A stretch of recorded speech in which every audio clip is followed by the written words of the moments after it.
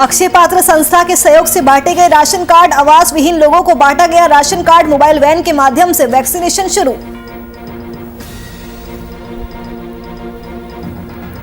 तो 2022 के विधानसभा चुनावों की तैयारियां तेज, राजनीतिक दल प्रचार प्रसार में जुटे, बीजेपी बूथ लेवल पर पार्टी को मजबूत बनाने में जुटी।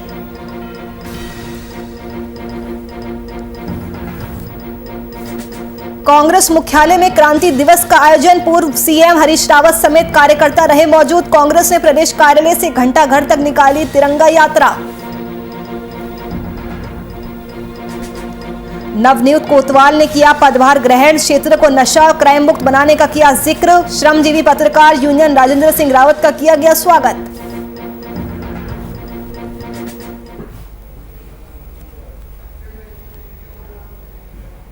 नमस्कार, वीआईपी न्यूज देख रहे हैं आप, मैं आपके साथ नुपुर सक्सेना। स्वागत है आपका उत्तराखंड लाइव में।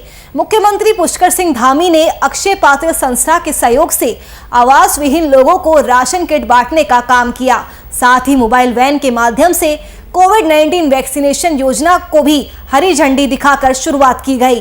राजधानी देहरादून के रायपुर विधानसभा पहुंचे मुख्यमंत्री ने अपने हाथों से राशन किट बांटी। साथ ही सीएम का कहना है कि सरकार हर जरूरतमंद की मदद के लिए खड़ी है।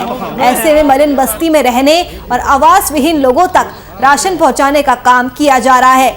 मोबाइल वैन के माध्यम से कोरोना वैक्सीनेशन करने की भी तैयारी की गई है।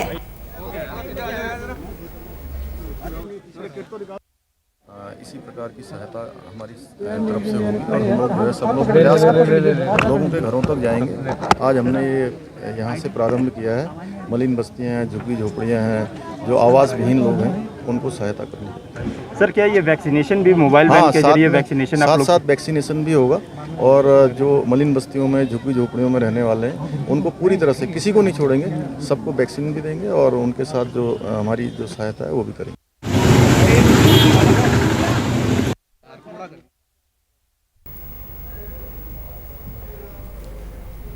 उत्तराखंड में विधानसभा चुनाव की तैयारियों को लेकर सभी पार्टियां चुनावी मैदान में उतर चुकी हैं। हरीश रावत की अध्यक्षता में कांग्रेस उत्तराखंड में चुनाव लड़ रही है। कांग्रेस उत्तराखंड प्रदेश में परचम लहराने के लिए पूरी ताकत झोंक रही है। कांग्रेस की महिला मोर्चा की राष्ट्रीय महासचिव और पूर्व मुख्यमंत्री हरीश रावत की बेटी अनुभवा रावत लगातार उत्तराखंड में कांग्रेस पार्टी को मजबूत बनाने में जुट गई है। मंगलौर पहुंची अनुभवा रावत ने पत्रकार वार्ता करते हुए कहा कि डबल इंजन की सरकार ने उत्तराखंड की जनता को ठगने का काम किया है। बेरोजगारी और बढ़ती महंगाई से बीजेपी सरकार को कोई मतलब नहीं है। गरीब और गरीब होता जा रहा है, लेकिन ये सरकार खामोश बैठी हुई है। वहीं पूर्व राज्य मंत्री आदित्य राणा ने कहा कि प्रदेश में भ्रष्टाचार चरम पर है। ये सरकार केवल गरीबों को लूटने का काम कर रही है और यही जनता आगामी विधानसभा चुनाव में बीजेपी का सुपड़ा साफ करेगी। की तैयारी जो है वो पूरे 5 साल से चल रही है। जिस दिन हम चुनाव हारे थे, जनता ने अपना बहुमत भाजपा के पक्ष में दिया था, उसी दिन से हम रोज़ ये देख रहे थे कि भाजपा जो है किस तरीके से जनहितों को दरकार करते हुए, उसको इनकार करते हुए सिर्फ अपने हितों के साधने के लिए कार्य कर रही है। और उसके तभी से जो है हम लोग लगातार लोगों के बीच में बने हुए हैं। हमारे प्रत्येक कार्यकर्ता, हमारे नेता, हम अपने अपने क्षेत्रों में लोगों के सुख दुख में खड़े रहे और उनका साथ दिया। और आज यही उसी का नतीजा है कि आप कहीं पर भी चले जाए, किसी भी क्षेत्र में चले जाए उत्तराखंड के, एक आम व्यक्ति से भी अगर आप पूछेंगे तो कांग्रेस के लिए उनके मन में जो विश्वास है वो साफ झलकता है। ये दिखाता है कि हरीश रावत जी ने क्या कार्य किए थे। ये भाजपा सरकार पूरी तरह भ्रष्टाचार में लिप्त है, ये साफ जनता जान चुकी है। जो काम हमारा एक लेखपाल पटवारी जो 500 रुपये में करता था, हमारे अगर हम आज क्रेडिट कार्ड भी बनवाने जाए, मेरे पास किसान भाई हैं, हम अपनी ज़मीन पे अपना जो है ज़मीन को रख के क्रेडिट कार्ड ले रहे हैं। कोरोना का बहाना देते हैं, 3-3 महीने फाइलें दबा के रखते हैं और वो 200 रुपये का काम जो है 5000 रुपये, और उसके बाद जो नीचे बैठता है ना उसमें कंप्यूटर पे वो अलग मांगता है। इतना भ्रष्टाचार है। जो हमारे टाइम में 700 रुपये में डीएल बनता था माननीय हरीश रावत जी के कांग्रेस के टाइम में, वो आज 5,500, 6,000, 7,000 रुपये में। क्या इनको दिखाई नहीं दे रहा है नेताओं को, इन सांसदों को? ये सब भ्रष्टाचार में लीन है और अब इलेक्शन सिर पे है। 2022 के विधानसभा चुनावी बिगुल का आगाज हो गया है। सभी राजनीतिक दल प्रचार प्रसार और आगामी चुनाव की रूपरेखा बनाने में लगे हुए हैं। वहीं बीजेपी भी प्रचार प्रसार में लगी हुई है। जिला उधम सिंह नगर के जसपुर के मेघावाला में कार्य समिति की बैठक की गई, जिसमें मंडल के सभी कार्यकर्ता मौजूद रहे। बूथ लेवल पर बीजेपी को मजबूत बनाने पर जोर दिया गया।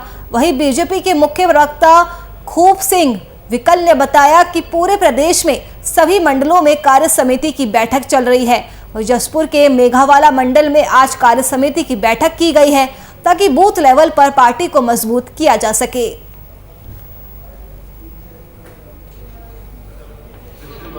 पार्टी के कार्यकर्ताओं को प्रशिक्षण के बाद कार्य समिति का आयोजन किया गया है और ये संपूर्ण जिले में प्रदेश में है। और इसी क्रम में आज भरतपुर मेघावाला में मंडल की कार्य समिति हुई है। इस कार्य समिति में निश्चित तौर पर भारतीय जनता पार्टी बूथ तक सक्रिय हो, मेरा बूथ सबसे मजबूत, मेरा परिवार भाजपा परिवार, और इस बार 60 से पार, इस ध्येय वाक्यों को लेकर हम चुनाव में जाने वाले हैं और कार्यकर्ता तैयार हैं। और कार्य समिति में ऐसे कार्यकर्ताओं का चयन, कार्यकर्ताओं की रीति नीति, पार्टी की रीति नीति, उन ऐसे सब विषयों से उनको अवगत कराया गया।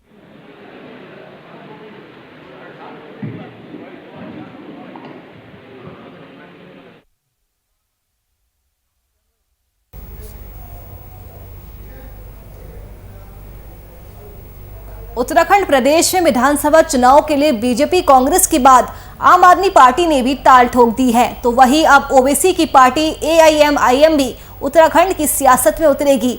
ओबीसी ने भी उत्तराखंड में होने वाले विधानसभा चुनाव में अपनी दावेदारी पेश करने का मन बना लिया है। पार्टी के उत्तराखंड प्रदेश अध्यक्ष डॉक्टर नैयर काजमी ने बताया कि आगामी कुछ दिनों में ओवैसी उत्तराखंड में आएंगे और प्रदेश में विधानसभा चुनाव में अपने प्रत्याशियों को चुनावी रण में उतारेंगे।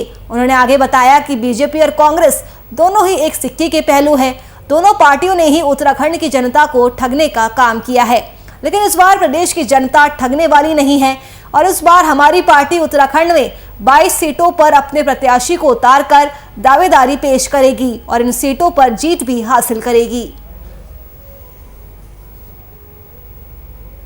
इस प्रदेश की जो जनता है वो इन दोनों पार्टियों से पूरी तरह से थक चुकी है। अपनी किसी भी ख्वाहिश को लेकर, किसी इच्छा को लेकर उन्हें पूरी होती हुई नहीं दिखाई दी और बार बार उन्होंने हर 5 साल में किसी न किसी पर यकीन करके उसका साथ दिया। तो अब ऐसा लगता है कि आवाम जो है ये फैसला करेगी यहाँ की, इस प्रदेश की, कि ये जो नूरा कुश्ती यहाँ बहुत दिन से 20 साल हो गए इस नूरा कुश्ती को चलते हुए, कि इस बार इस नूरा कुश्ती को मौका ना दिया जाए।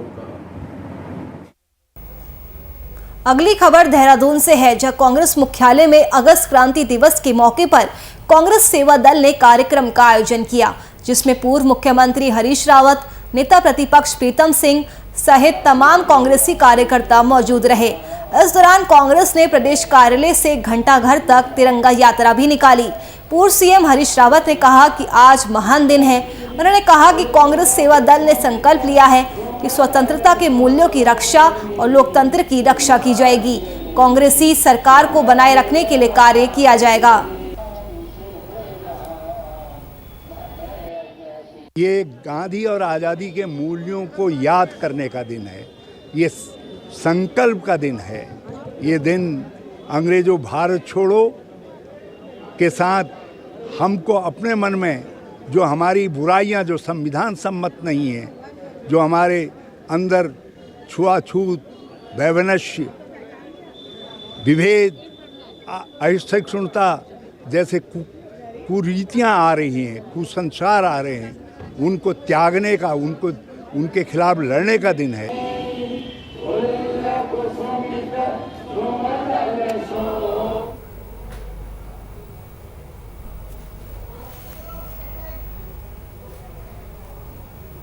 डोईवाला कोतवाली में नवनियुक्त कोतवाल राजेंद्र सिंह रावत ने आज पदभार संभालते हुए मीडिया से मुलाकात की।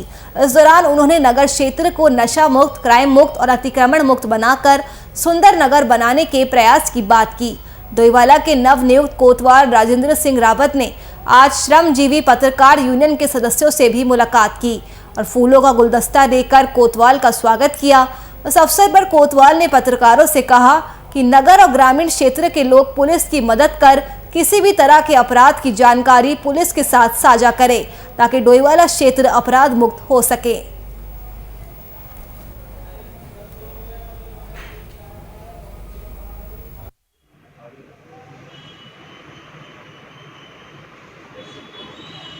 तो आप लोग आए, धन्यवाद इस बात का, और आपने स्वागत किया, इसके लिए दोबारा धन्यवाद। मेरी ये अपेक्षा रहेगी पब्लिक से भी और जो सभी लोगों से कि वह पुलिस के साथ में एक समन्वय बना करके और कानून जो हमारे लॉ एंड ऑर्डर को मेंटेन करेंगे, क्राइम को कंट्रोल करने में हम लोग अपनी तरफ से बेशक प्रयास करेंगे, लेकिन मेरा ये अपील रहेगी पब्लिक से भी कि वो हमें उसमें सहयोग करें और जहाँ जहाँ हमारी जो स्थानीय जनता की हमें ज़रूरत पड़े वो आगे आए। उनकी जितने भी शिकायतें हैं, हमारा ये उद्देश्य रहेगा कि हम उनको जो है सही टाइम पर पूरा करें।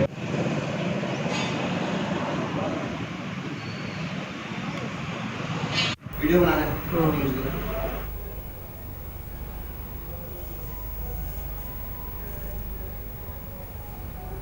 टोक्यो में चल रहे ओलंपिक खेल में भाला फेंक प्रतियोगिता में देश को पहला गोल्ड मेडल दिलवाने वाले नीरज चोपड़ा ने देश का मान बढ़ाया है। देश भर में लोग खुशियां मना रहे हैं। बंगलौर में भी भारतीय किसान यूनियन तोमर के कार्यकर्ताओं ने आतिशबाजी की और एक दूसरे को मिठाई खिलाई, बधाइयां दी। भाकियू तोमर के प्रदेश महासचिव डॉक्टर फैजान अली खान ने बताया कि किसान के बेटे ने ओलंपिक में देश का नाम रोशन किया है। उन्होंने कहा कि राज्य सरकार भी ऐसे होनहारों को बढ़ावा दे जो ओलंपिक खेलों में देश और राज्य का नाम रोशन कर सके।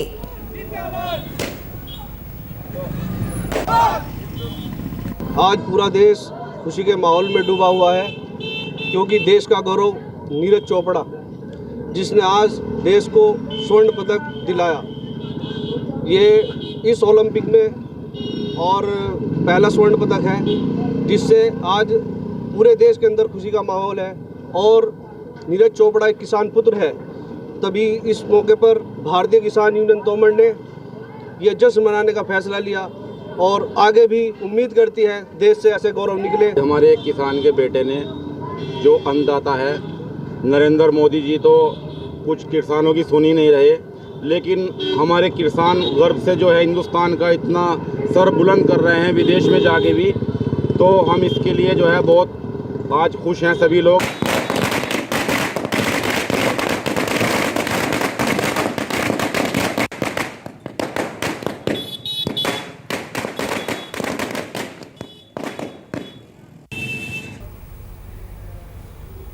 देश की आज़ादी की 75वीं वर्षगांठ पर आयोजित हो रहे अमृत महोत्सव पर तिरंगा फहराया जाएगा। इसी मकसद से तिब्बत बॉर्डर के पास भारत के आखिरी पर्यटन गांव माणा के पास इंडियन आर्मी के 25-25 जाबाज सदस्यों के 2 दल हाई एल्टीट्यूड क्षेत्र सतोपंथ और पनपटिया कॉल के लिए रवाना हुए।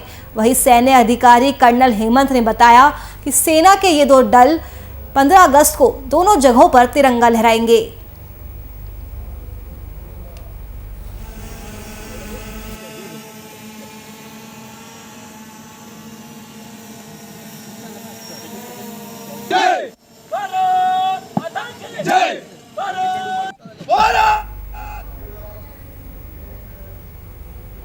हरिद्वार के शंकर आश्रम के पास मुख्य मार्ग पर नगर निगम द्वारा कूड़े का डंपिंग यार्ड बना दिया गया है, जिससे आसपास के लोगों को काफी परेशानियों का सामना करना पड़ रहा है।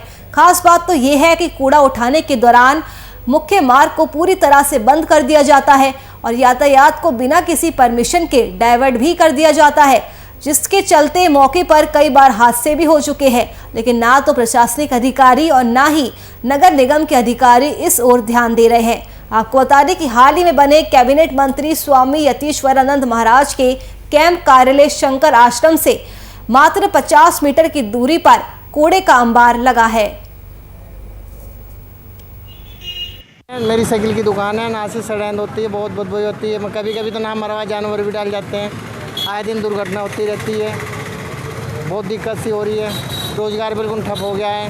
पहले तो रोज़गार मिल भी जाता था, जब से बदबू होने लगी, जब से रोज़गार बंद हो गया है। बिल्कुल कोई सुनने को तैयार ही नहीं है। भाई उधर से पहली तरफ से देख लो, आपके सामने ये सारा डाइवर्ट हो रखा है। शहर के अंदर आपने पहले देखा होगा शिव मूर्ति पे इन्होंने ये हाल किया था। वहाँ तमाम व्यापारी बता रहे थे, इस बात के गवाह हैं, उन्होंने बताया भी रोज़ दुर्घटना होती थी, उन्होंने वहाँ से हटा के ये और आगे लिया है। वहाँ भी यही हालत हुआ शहर का, मेन रोड को ख़त्म करने का काम किया। उसके बाद शिवजी पैलेस पे लिया है, वहाँ गंदगी का ढेर, तमाम गंदगी वहाँ फैली। उसके बाद किसी के तब जब प्रेशर पड़ा तो वहाँ से हटा दिया गया। अब लाके इन्होंने यहाँ मेन रोड पे, आप देखिए यहाँ पूरी मेन रोड इन्होंने बंद कर रखी है, कूड़े का अंबार लगा पड़ा, 3-3 दिन तक कूड़ा नहीं हटता है यहाँ पे। और इस टाइम आज देखो मेन रोड इन्होंने बंद कर रखी है, सारा डाइवर्ट कर रखा है, ये पूरे दिन का काम है इनका। जो पॉइंट है वो पहले से ही वहाँ पर गलियों से कूड़ा आकर एकत्रित होता है और लोडर और डंपर के माध्यम से जो हमारा ट्रेंचिंग ग्राउंड है वहाँ जाता है, क्योंकि उसके आसपास की गलियाँ शंकरी हैं, वहाँ बड़ी गाड़ी नहीं जाती है। हाँ, जैसा आपने भी ये अभी मुझे कुछ फ़ोटोज़ दिखाए हैं कि वहाँ जब गाड़ी खड़ी होती है तो रास्ता कम हो जाता है। जो उस क्षेत्र के प्रभारी सहायक नगर आयुक्त हैं उनको अभी बुलाकर निर्देश दे दिया गया है कि भविष्य में ध्यान रखा जाए कि आवागमन में किसी प्रकार की असुविधा ना हो और वहाँ शीघ्रता से शीघ्र वहाँ से कूड़ा उड़ जाए।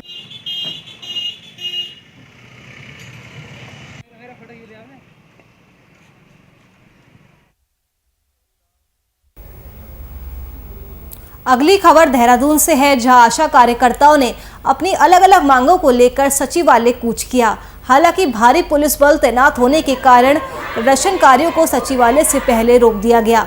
इस दौरान प्रदर्शनकारियों और पुलिसकर्मियों में नोकझोंक भी देखने को मिली। वही आशा कार्यकर्ताओं का कहना है कि राज्य सरकार के बार बार झूठे आश्वासनों के विरोध में सचिवालय कूच किया गया।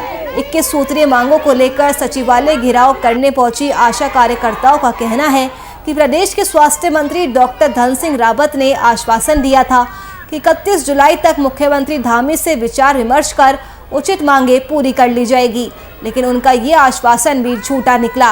वही आशा कार्यकर्ताओं का कहना है कि हमें प्रोत्साहन राशि नहीं चाहिए और कहा कि मानदेय को 18,000 किया जाए और आशा कार्यकर्ताओं को राज्य कर्मचारी भी घोषित किया जाए।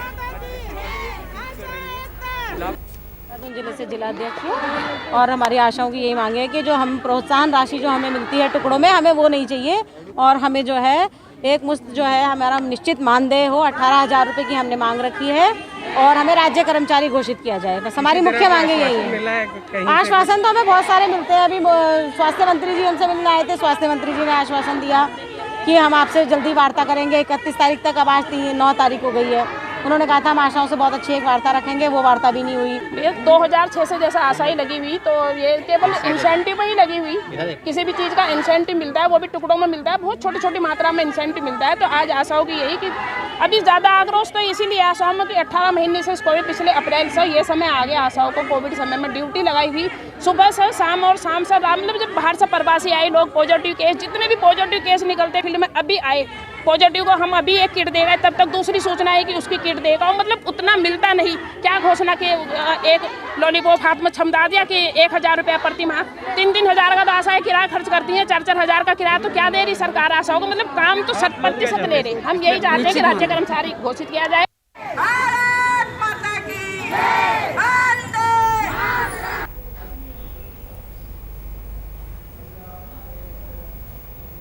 उत्तराखंड प्रदेश में अपनी 5 सूत्रीय मांगों को लेकर आशा कार्यकर्ता लगातार धरने पर बैठी हुई है। वहीं किच्चा के सामुदायिक स्वास्थ्य केंद्र में आशा कार्यकर्ताओं ने जोरदार धरना प्रदर्शन करते हुए राज्य सरकार को चेतावनी दी और कहा कि जल्द उनकी मांगों को अगर नहीं माना जाता है तो वे अपने आंदोलन को और ज्यादा उग्र करेगी। इस दौरान आशा कार्यकर्ताओं को समर्थन देने पहुंचे सूबे के पूर्व स्वास्थ्य मंत्री कार्यकारी प्रदेश अध्यक्ष तिलक राज बेहड़ ने अपने तमाम समर्थकों के साथ आशा कार्यकर्ताओं को अपना समर्थन दिया और कहा कि राज्य की बीजेपी सरकार प्रदेश को हड़ताली प्रदेश बनाने पर आतुर है। लगातार प्रदेश में कर्मचारियों का उत्पीड़न किया जा रहा है।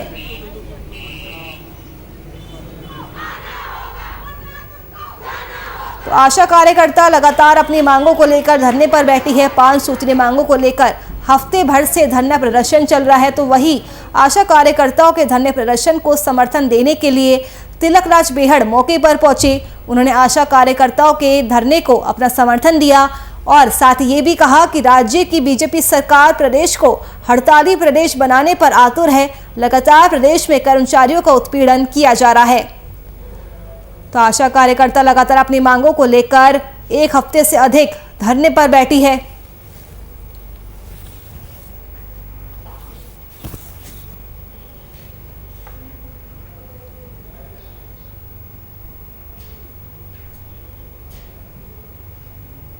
जायज़ है कि जब मैं हेल्थ मिनिस्टर था उस समय इनको नियुक्तियां दी गई थी और इनकी मांग जाए कि इनका मासिक वेतन तय होना चाहिए।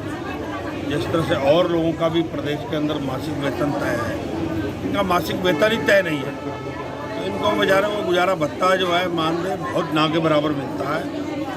क्या है 700 और 750 रुपये, 500 रुपये एक केस पे परसों के दौरान, तो ये बहुत नाकाफ़ी है। इनसे यहाँ लगातार बैठे हैं धरने पे। हमारी आशाएं बहनें दूर दूर से आ रही हैं और हमारी 21,000 रुपये वेतन के लिए हम चाह रहे हैं कि हमारा वेतन 21,000 हो। और हम इतने परेशान हैं सर कि हम बता नहीं सकते। अगर सरकार हमारी नहीं सुनेगी तो हमारी निश्चितकालीन हड़ताल जारी रहेगी। हम देहरादून तक जाएंगे, हम दिल्ली तक जाएंगे अपने घर के लिए सर। हम सड़कों पे भी उतर आएंगे सर। हमारे घर में बच्चे हैं, ये 2,000 रुपये मानदेय देकर सर उससे क्या होता है? उससे कुछ भी नहीं होता सर। महंगाई इतनी बढ़ रही है, गैस सिलेंडर हर चीज़ में महंगाई है सर। ये हमारा वेतन बढ़ाने को तैयार नहीं, हमारी सुनने को तैयार नहीं है।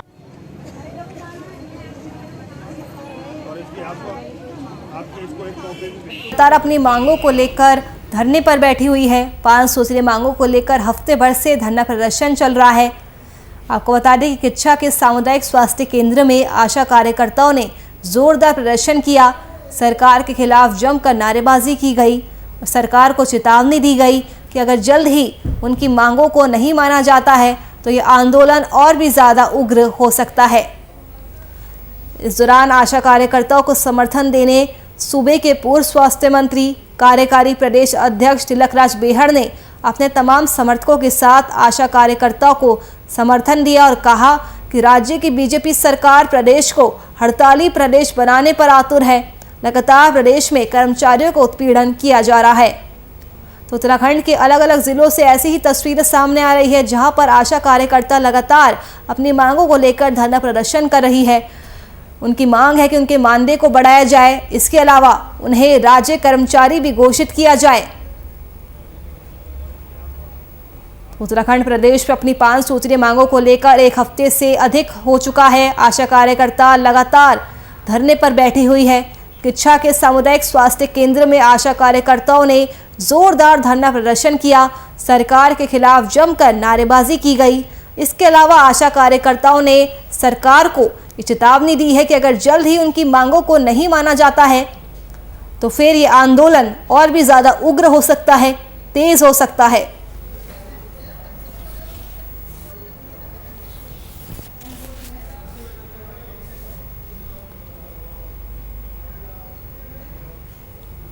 पौड़ी के थलीसैंण के ग्रामीण बैंक में तैनात कैशियर बाबू हरीश चंद्र जोशी पर अपने मकान मालिक की नाबालिग बालिका से छेड़छाड़ करने का आरोप लगा है, जिसके बाद महिला और ग्रामीणों ने कैशियर बाबू के मुंह पर कालिक पोतकर विरोध जताया। आरोप है कि ग्रामीण बैंक का कैशियर बाबू हरीश चंद्र जोशी ने सुबह करीब 11 बजे मकान मालिक की नाबालिग बालिका के साथ छेड़छाड़ की, जिस पर गुस्साए परिजनों और महिलाओं में काफी ज्यादा आक्रोश देखा गया है।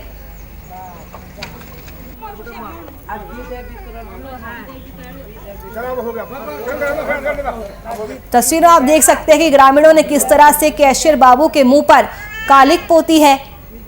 उस पर मकान मालिक की नाबालिग लड़की के साथ छेड़छाड़ करने का आरोप लगा है, जिसके बाद ग्रामीणों और खासकर महिलाओं में काफी ज्यादा आक्रोश देखा जा रहा है। तो ग्रामीण बैंक में तैनात कैशियर बाबू हरीश चंद्र जोशी पर अपने मकान मालिक की नाबालिग बालिका से छेड़छाड़ करने का आरोप लगा है।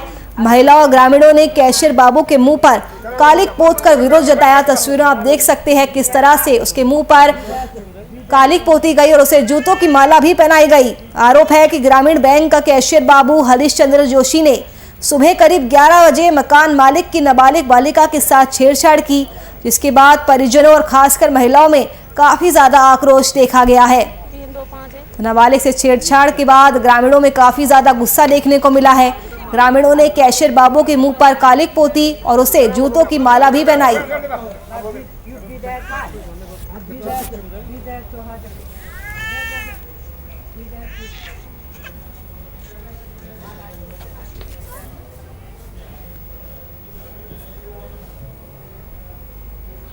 जोशीमठ में देर रात की बारिश होने से एक बार फिर ठंडक लौट आई है। जहां मौसम खुशनुमा हुआ तो वहीं दूसरी ओर मूसलाधार बारिश से बद्रीनाथ नेशनल हाईवे भी बाधित रहा, जिसके चलते बद्रीनाथ धाम में मास्टर प्लान कार्यों का जायजा लेने गए डीएम चमोली हिमांशु खुराना भी लाम बगड़ घाटी में ही फंस गए।